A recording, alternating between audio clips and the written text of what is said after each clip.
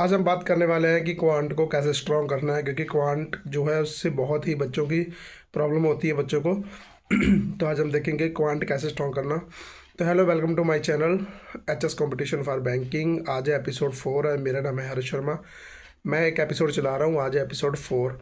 तो इस 4 एपिसोड में हम बात करने वाले हैं कि क्वांट को कैसे स्ट्रॉन्ग करना है, क्योंकि सबसे ज़्यादा जो प्रॉब्लम क्वांट में ही आती है। क्योंकि क्वांट रीजनिंग तो चलो हो जाती है, ठीक है, इंग्लिश भी बहुत बच्चों की तेज़ होती है, ठीक है, नहीं भी होती, बट ये है कि क्वांट से तो प्रॉब्लम होती ही है। तो हम आज बात करने वाले हैं क्वांट की। तो सबसे पहले बात ये है कि जो पिछले 2-3 एपिसोड हैं आप लोगों ने देख लिए होंगे, नहीं देखे हैं तो आप जाके देख सकते हो। और वो एपिसोड में आपको बताया ही है मैंने, टीचर वगैरह सारे जितने भी है, सिलेबस, टीचर, ठीक है। तो अभी इसमें हम बात करने वाले हैं कि क्वांट को कैसे स्ट्रॉन्ग करना है। तो क्वांट को स्ट्रॉन्ग करने के लिए आपको एक टीचर अभी तक आपने डिसाइड कर ही लिया होगा। अगर आपने टीचर को डिसाइड नहीं किया है तो जल्दी से टीचर डिसाइड कर लो, क्योंकि इंतज़ार मत करो कि 2026 आए, 1 जनवरी आए तब स्टार्ट करना है हमें, नहीं। आपको एक टीचर अभी आप डिसाइड कर लो कि मुझे इस टीचर से पढ़ना है।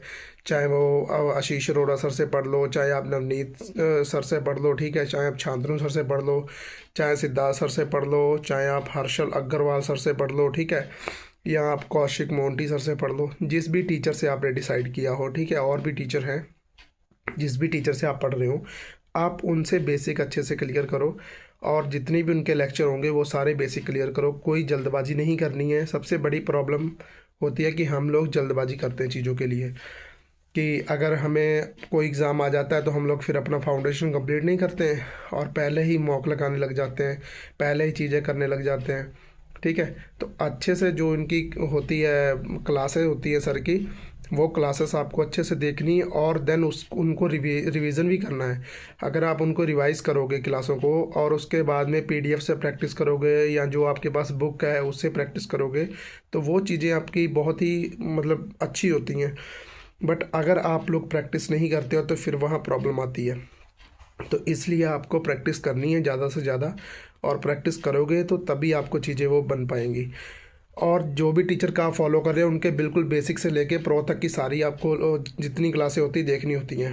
क्योंकि कभी कभी क्या होता है कि क्लासेस सर, जैसे आशीष अरोड़ा सर की हम बात करते हैं, आशीष अरोड़ा सर को अगर आपने द हीरो बैच लिया है तो द हीरो बैच में उसमें काफ़ी सारी क्लासें होती हैं। मतलब सिंप्लीफिकेशन की अगर हम बात करें तो 7-8 क्लासें होंगी, सारी कैलकुलेशन वगैरह मिला के 7-8 क्लासें होंगी।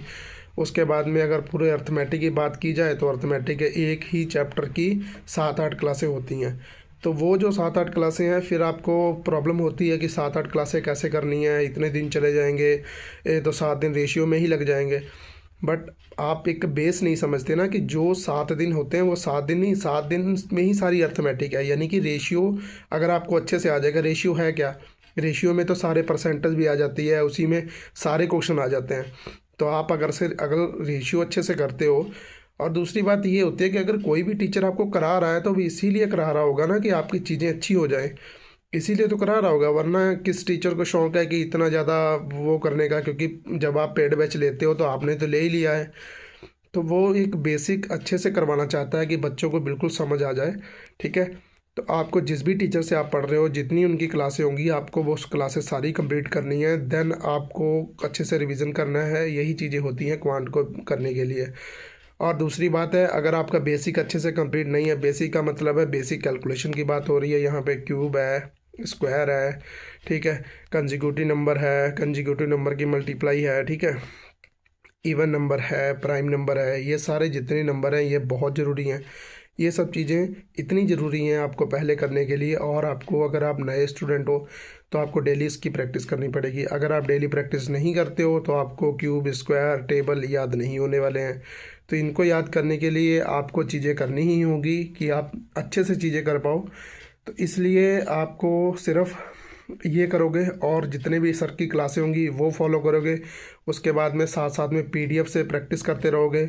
और दूसरी बड़ी बात, जो मेजर बात होती है, वो है कि आप प्रैक्टिस तो करते हो, बट जो टॉपिक आपने उठाया है उसकी आप प्रैक्टिस कर रहे हो। जो पीछे प्रीवियस निकल गया है टॉपिक, उसकी आप प्रैक्टिस नहीं करते हो। जब तक अगला टॉपिक आपको आता है तो पीछे वाला जो है भूल जाते हो। तो ये सबसे बड़ी प्रॉब्लम है। इसलिए आपको ऐसा करना है कि आपको वो टॉपिक तो उठाना ही है, साथ में जितने भी पीछे वाले चैप्टर होंगे उन सब से 10 क्वेश्चन, 5 क्वेश्चन ऐसे आपको प्रैक्टिस करने हैं।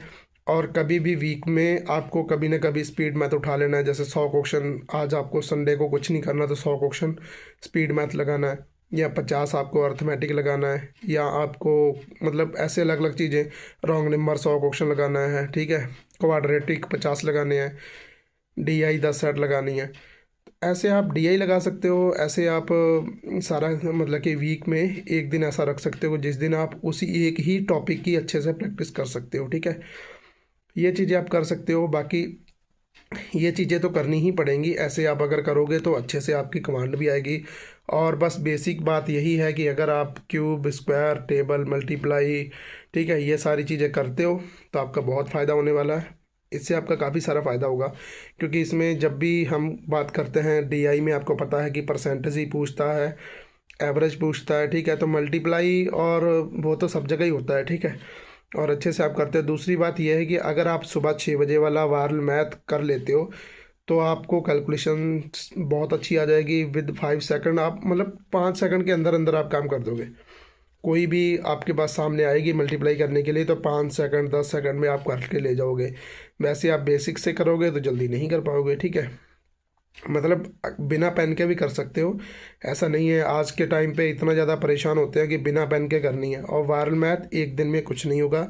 वायरल मैथ को अच्छे से देखना पड़ता है। उसको कम से कम अगर आप 2 महीने देखते हो, 2 महीने के बाद में आप खुद से वैसे जस्ट कमेंट करोगे जैसे बच्चे उस दिन कर रहे थे जिस दिन आप पहले दिन देख रहे हो। तो इसलिए परेशान नहीं होना है आपको। और अच्छे से काम करने के लिए यही करना होगा कि आपको एक तो बढ़िया सा टाइम टेबल फॉलो करना होगा और डेली से काम करना होगा। खुद से मैथ की प्रैक्टिस करनी होगी। सर सिर्फ क्लासें करवाएंगे, आप क्लासें करो और देन उनका रिवीजन भी करो। अगर आप रिवीजन नहीं करते हो तो चीज़ें नहीं हो पाएंगी, ये बात पक्की है। और जैसे बाकी साल निकले हैं ये भी साल निकल जाएगा, टाइम का कोई पता नहीं चलता। और जल्दी से स्टार्ट कर दो। ये मत सोचो कि जनवरी आने दो या जनवरी आएगी, क्योंकि उसके बाद में SBI PO आ जाएगा, SBI PO के बाद में SBI क्लर्क आ जाएगा, IBPS PO आ जाएगा, देन एग्ज़ाम एग्ज़ाम एग्ज़ाम होते चले जाएंगे। और जब एग्ज़ाम नहीं निकलेगा तो बहुत ज़्यादा परेशानी होगी। तो इसलिए बिना रुके, बिना किसी चीज़ों को करे आप अपना काम करते रहो और क्वांट को खुद ही आ जाएगा वो, जब आप इतना काम करते रहोगे, ठीक है। तो ऐसे ही आपको चीज़ें चाहिए होती हैं, जो भी वो मैं प्रोवाइड करवा रहा हूँ, या जैसे भी आपके टीचर हैं जो भी आपने फॉलो किया है वो भी एक स्ट्रेटजी देते हैं। आप उनकी भी स्ट्रेटजी फॉलो करो आराम से। और अगर मेरी स्ट्रेटजी चाहिए, अगर आपको टू डू लिस्ट चाहिए, तो आपको पता है कि अभी टू डू लिस्ट एक मिल रही है, 21 से हम स्टार्ट करने वाले हैं, ठीक है। बिल्कुल स्टार्टिंग से उसमें चीज़ें मैं आपको टू डू लिस्ट प्रोवाइड कराऊंगा, वही आपको कंप्लीट करनी है। बट वो लेने से खाली काम नहीं चलेगा, अगर आप उसको कंप्लीट करोगे तो आपको फ़ायदा मिलेगा, अदरवाइज़ उसका कोई फ़ायदा नहीं है। 39 रुपीज़ आपके बेकार जाएंगे और कुछ नहीं होने वाला, ठीक है। तो अगर आप उसको लो और सीरियस हो 2026 के लिए पढ़ने के लिए, तो आप उस टू डू लिस्ट को ले सकते हो और डेली फॉलो कर सकते हो। अदरवाइज़ वो भी वैसे ही पड़ी रहेगी जैसे अदर टाइम टेबल आपके पड़े रहते हैं, ठीक है। बिना एक्सक्यूज़ के, और एक्सक्यूज़ आपको ही ख़त्म करना है, कोई आपकी चीज़ें ख़त्म नहीं कर सकता है, ठीक है। और मोटिवेशन ज़्यादा मत देखो। मोटिवेशन, बहुत ज़्यादा मोटिवेशन 2 दिन के लिए हो जाता है, 3 दिन के लिए हो जाता है, उसके बाद में कुछ नहीं होता। तो मोटिवेशन को, अगर ज़्यादा मोटिवेशन नहीं देखना है, बस आपको इतना काम करना है कि पढ़ना है, सिर्फ पढ़ना है और पढ़ना है, बस इतना काम करोगे तो जैसे ही सारी क्लासें ख़त्म होंगी, साथ में प्रैक्टिस प्रैक्टिस प्रैक्टिस करते रहो। प्रैक्टिस करोगे चीज़ें बहुत आसान हो जाएंगी, और जब तक एग्ज़ाम आएंगे तब तक बहुत कुछ हो जाएगा। एकदम से मॉक में नंबर नहीं आएंगे, बाकी धीरे धीरे आ जाएंगे। चाहे बिगिनर हो चाहे रिपीटर हो, सबके लिए ये ऐसा वक्त है कि अभी वो सारा कुछ स्टार्ट कर सकते हैं दोबारा से। बट अगर थोड़े दिन भी और निकल गए तो एग्ज़ाम सिर पे आ गया तो रिपीटर का दिमाग ख़राब हो जाएंगे, फिर बहुत प्रॉब्लम होने वाली है। इसलिए अभी टाइम है, अभी आप काम कर सकते हो। और ऐसे क्वांट गारंटी है कि ऐसे क्वांट सही हो जाएगा, ठीक है। जितना टीचर बोले उतना काम आपको करना है, प्रैक्टिस करनी है, क्लासें करनी है, रिवीजन करना है।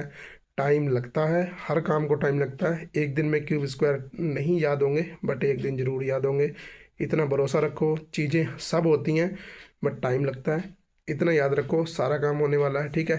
तो अच्छे से, अगर एपिसोड आपको अच्छा लगता हो, एपिसोड 5 के साथ हम लोग कल फिर आपको मिलेंगे। एपिसोड 5 आपको कल फिर मिलेगा और मैं अच्छे ऐसे ही चीज़ें आपको प्रोवाइड करूँगा। बस थोड़ा लाइक कर दो, थोड़ा कमेंट कर लो, पता चले कि हाँ थोड़ा अच्छा लग रहा है, तो आपको चीज़ें डेली प्रोवाइड मिलेंगी। बाकी इंस्टाग्राम पे जुड़े रहो, इंस्टाग्राम पे बहुत चीज़ें अपलोड हो रही हैं, ठीक है, उसमें देखते रहो और अच्छे से अपनी पढ़ाई करते रहो। 2026 फुल फोकस के साथ, फुल तैयारी के साथ हम लोग अपना काम करेंगे और 2026 में सिलेक्शन लेंगे, ठीक है। तो सब्सक्राइब करो, लाइक करो, कमेंट करो, बेल आइकन को दबा लो ताकि तुरंत वीडियो आपको मिल जाए, ठीक है। Bye bye.